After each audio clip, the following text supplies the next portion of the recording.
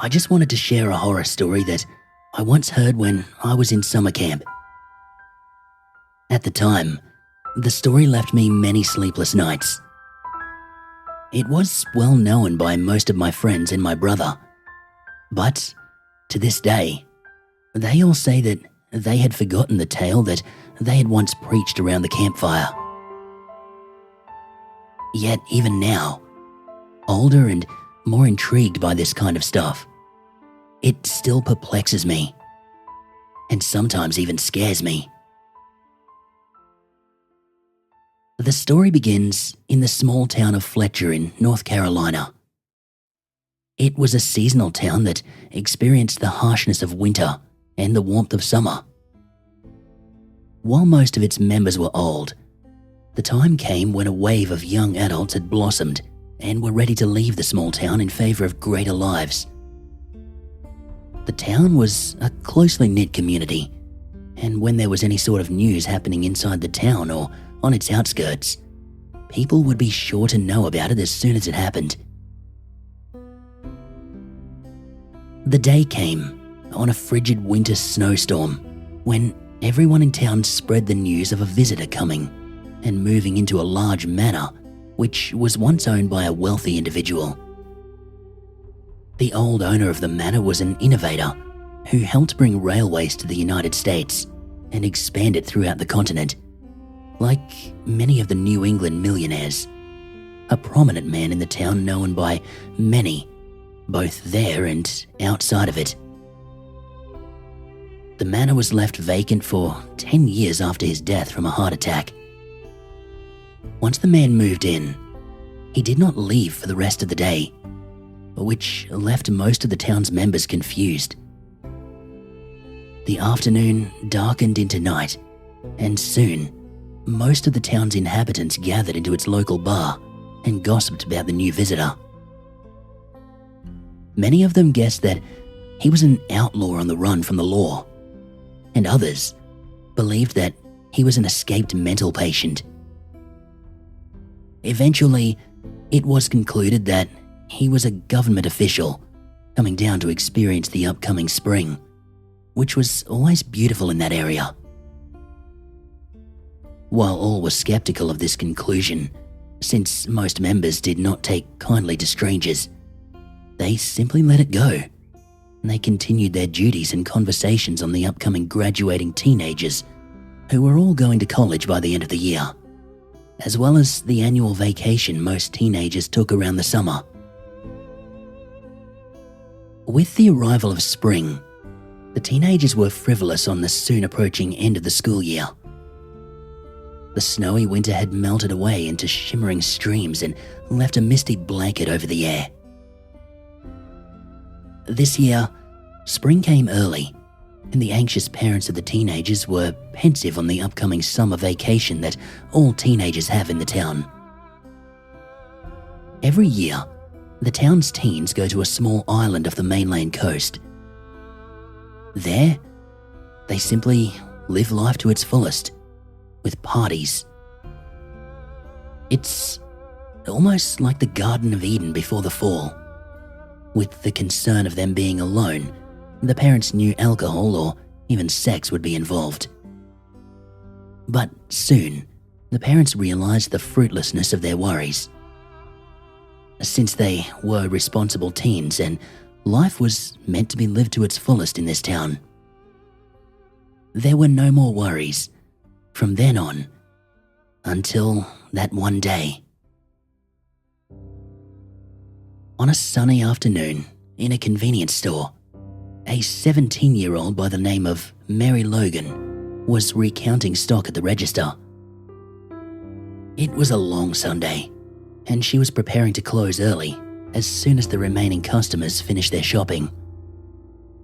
Mary was chatting with the local delivery boy, Scott McCoy, who had finished his daily deliveries. They were chatting about the colleges that they were going to and how they were going to miss each other once they left. They also talked about the upcoming vacation that most of the kids their age were going on. But they were not. They were not exactly popular in the eyes of their peers, but Nonetheless, they took part in the town's odd jobs. Suddenly, the door opened. There, in the narrow doorway, was a heavily dressed man in a black coat, hat and glasses. The store abruptly fell silent, and the man slowly trudged his way to Mary. Both she and Scott froze in fear of this man's ominous walk towards them. When the man was in front of the counter, he gazed into Mary's eyes for a long time. Mary was hypnotized, as if there was nothing else in the room but him and her. She was brought back to reality with a loud slam. There, on the counter, was money and a piece of paper. Mary looked back up, but she only saw the man exiting out the door. After a long time, Mary picked up the paper. She realized that it was a grocery list. The man apparently wanted his groceries delivered for him. Mary then stared at Scott intently. Mary wanted Scott to do the job, since he was the only one around to do so. After assembling all the items on the list, Mary packed it up and gave it to Scott. He nodded and left. Running quickly, the town seemed ominously quiet, yet serene in the sweet spring climate. The streets were empty, and there were no hindrances to the delivery at hand. Scott finally arrived at the manor, large and towering with flower beds lining the rim of the property. Scott stayed in place on the outside of the yard. Afraid of setting foot in the property, he remained there, motionless.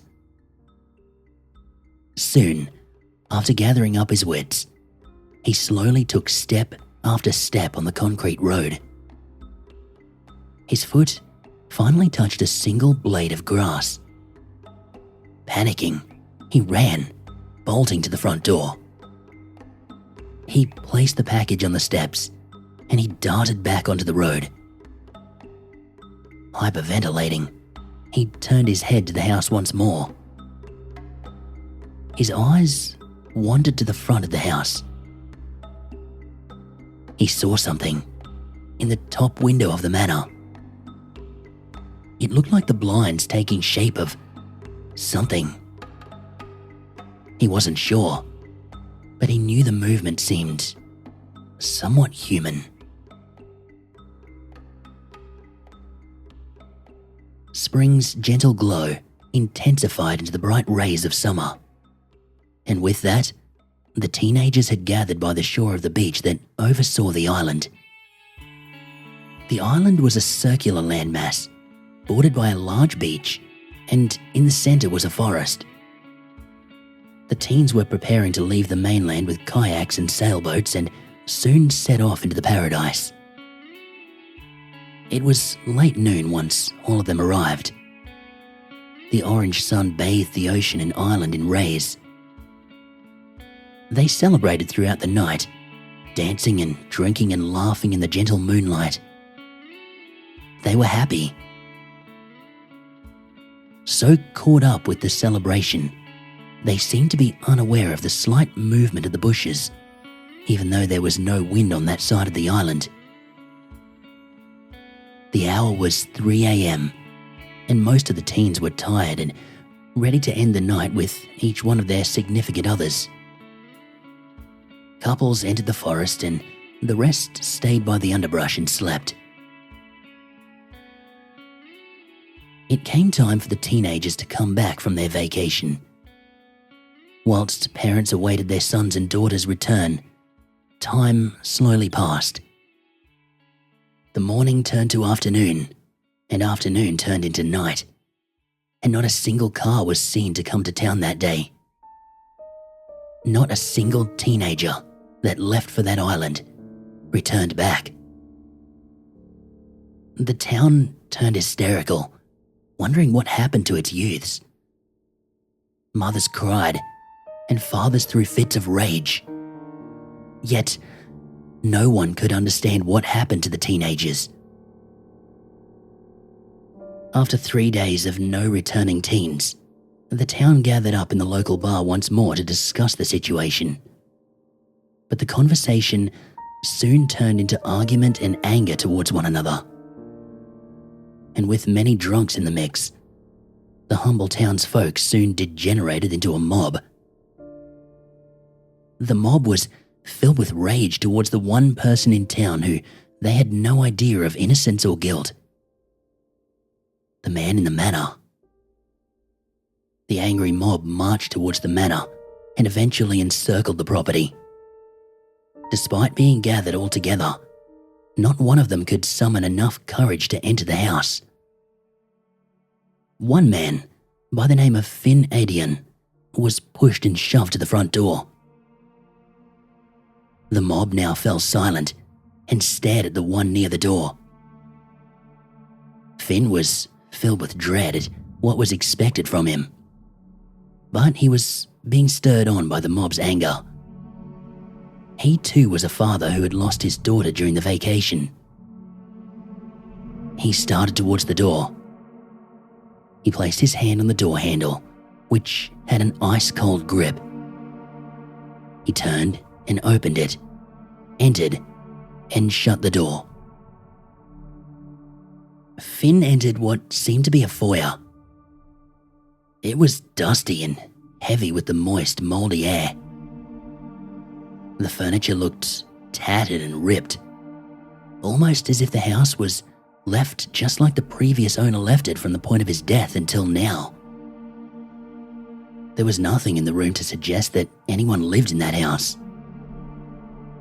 He soon approached a living room, which was in the same state as the foyer. There were 2 doors in front of the television. He chose the door closest to him, the one on his left. The door led to what was unmistakably a kitchen, but it was different. There were hundreds of vials and beakers filled with unidentifiable liquids. The floor was covered with mixtures of the liquids and had the stench of bleach and an acidic tone. What was truly terrifying was the sink. It too was caked with a liquid with an all too familiar colour. A crimson red. He shut the door and he stood in the middle of the living room, staring at the other door on his right. He hesitated, but eventually opened the door. It was a library. Nothing special. In fact, it seemed to be the most normal part of the house. That is, until Finn stared at the plethora of animal mounts that lined that room. They had the subtle silhouettes of animals, but the facial details of something more human, something lifelike. That, and the colour and texture of the skin was pale, flaky. They also seemed to emit a ghastly stench, something like rotten meat. The smell was so overwhelming that Finn ran out the door. He ran back to the foyer, and he stopped himself from vomiting out his insides. He regained his bearings and slowly stared up the stairs that lay right by the front door. The last room, of course, was the master bedroom. Taking slow, deliberate steps, he ascended the stairs quietly, like his life depended on it. The stairs led to a dark hallway with a single door at the end. Making his way to the door, he was unnerved by the overbearing silence. When he finally reached that door, he put his hand on the knob and he felt a wave of anxiety. He turned the knob, opened the door. He saw a candle. It flickered and flowed in place of the completely dark room. All Finn did was take one step, and the candle went out. The only light left was the gentle moonlight coming through one of the curtained windows. In the moonlight was him. A blood-curdling scream was heard from the top of that house. The townsfolk all looked at the rustling window. They all screamed when they saw the man leap out and run onto the roof. The mob followed the shadowy figure, while others went into the house to find Finn. They found him on the floor of the bedroom. They then looked at the window. They wondered why the moonlight crept in when there were curtains seen from the outside. They soon realized the curtains were not made out of cloth when they felt the dry, leathery curtain. The townsfolk who were following the man ran far beyond the outskirts of the town. They pursued the shadow until they approached a bridge overpassing a torrential river. There, the man ran onto the ledge of the bridge and stared into the eyes of the people. The people froze and they stayed in place. They were hypnotized, as if there was nothing else but the man and them. The figure leapt into the river and disappeared into the dark abyss. The next day, the town stayed indoors and did not leave until the following morning. Everyone wept for the teens, who were never returned, and they were never seen again. Only two people, Mary Logan and Scott McCoy, were out. They followed the trail made from the mob the night before until they reached that bridge. They went down to the bend of the water and they looked for whatever proof that the man had existed. They found only one thing: bloody footprints leading into the forest. He was known from that day forward as the Ghoul of Fletcher.